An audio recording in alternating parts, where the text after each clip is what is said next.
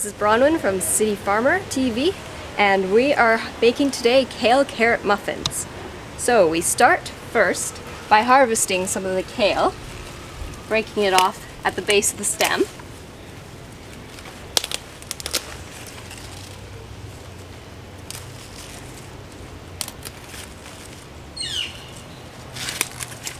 That should be more than enough. First thing we're going to do is chop up the kale leaves. Just chop it in kind of large chunks, but don't take the stem. Use the stem for stir fry.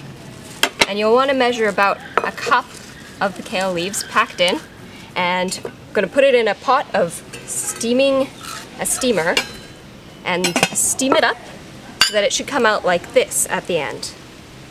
Then what we're going to do is put the kale in the food processor, like so, and add about a tablespoon or two of milk, however much liquid we need to process it.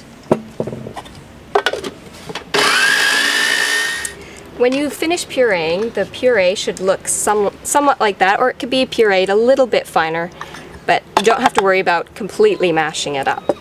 So what we're going to do next is take the wet ingredients and combine them. So first we'll take an egg, beat it up slightly, put it in our wet bowl, and then we'll take half a cup of milk and pour it in. And I have half a cup of oil, half a cup of honey, there, and then for the flavoring we're going to add 1 teaspoon of the almond flavoring. And we'll mix that all together.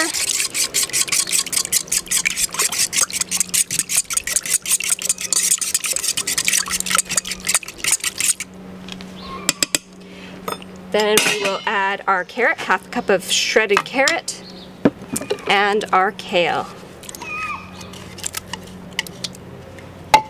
And stir that in so that it's nicely stirred.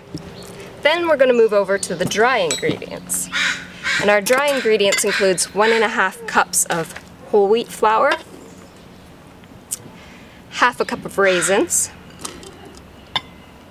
half a cup of pumpkin seeds toasted to bring out the flavor, half a cup of shredded coconut unsweetened, toasted again to bring out the flavor, a 1/4 cup of millet, it adds a nice crunch to your muffins, half a cup of chopped dark chocolate, and I like to get good quality chocolate bars for that.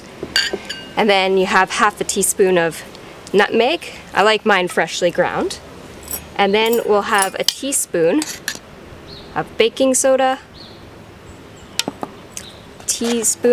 that was the powder, and a teaspoon of baking powder and soda. 1 and 1. Then we will stir it together.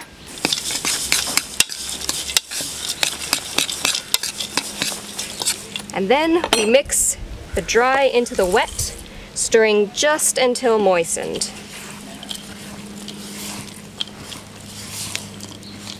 So we've made our lovely batter, and we'll spoon it into our prepared muffin tin, and you can either grease your muffin tin or line it with paper like I have.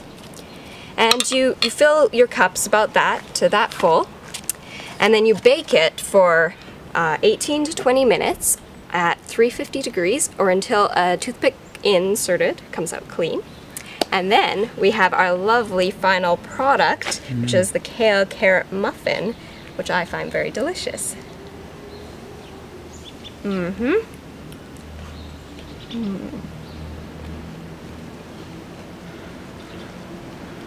I like the crunch.